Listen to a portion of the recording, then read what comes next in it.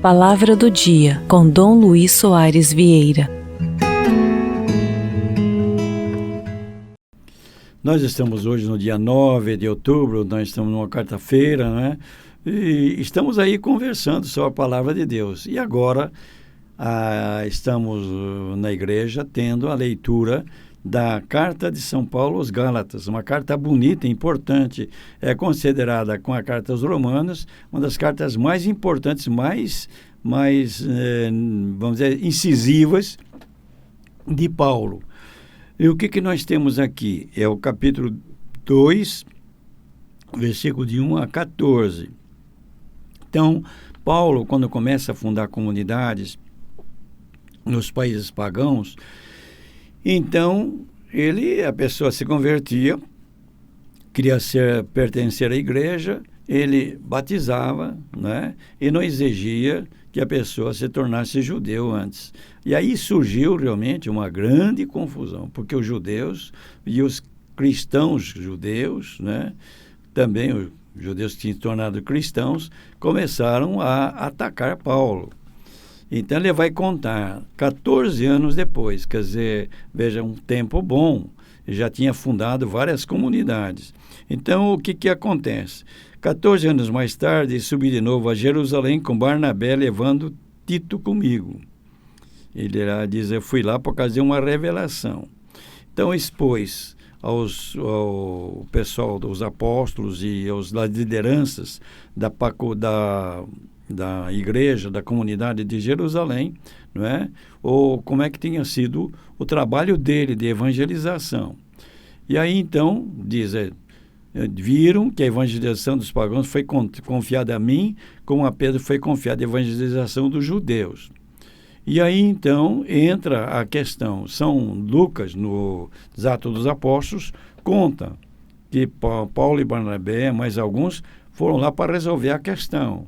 A questão, como é? Vai tornar judeu primeiro para depois batizar ou não? E o Tiago, com a turma dele, defendia que devia tornar judeu antes. Mas o Paulo, com Barnabé, vai dizer, não, basta a fé, a graça de Deus. E aí, então, resolvem esse problema.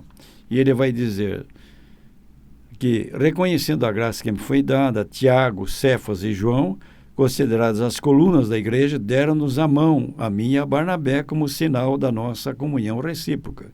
Então, estavam unidos, reconheceram o trabalho deles como trabalho, realmente, da igreja.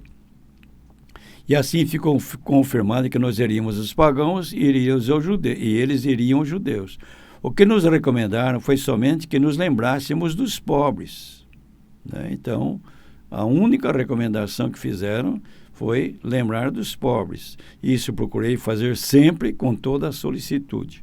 Veja, então, como eles chegaram a um consenso. É bonito isso, né? Quando há uma discussão, qual é o problema? A gente se dividir, brigar? Não. Vamos nos reunir, vamos conversar e vamos chegar a um consenso, a um meio termo. Agora ele diz assim, depois que foi resolvido isso, ele foi a Antioquia. E lá, São Pedro chegou. Agora, São Pedro, ele então, com essa decisão, ia na casa dos judeus, dos pagãos, comia com eles, tudo isso. Mas daí chegaram alguns da comunidade de Tiago.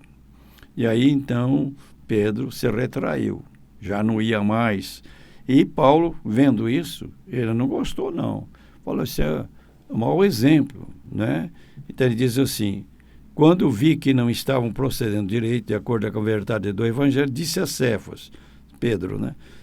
Se tu, que és judeu, vives como pagão e não como judeu, como podes obrigar os pagãos a viverem como judeus? Essa aqui também é uma lição para nós. Às vezes uma autoridade erra, nós precisamos corrigir, né? Mas porque a autoridade sabe tudo, é infalível, todas essas coisas. Não, é nossa obrigação. Paulo ensina muita coisa, sabe? Muita coisa para nós. Mas então vamos agora dar uma bênção para você, sua família também.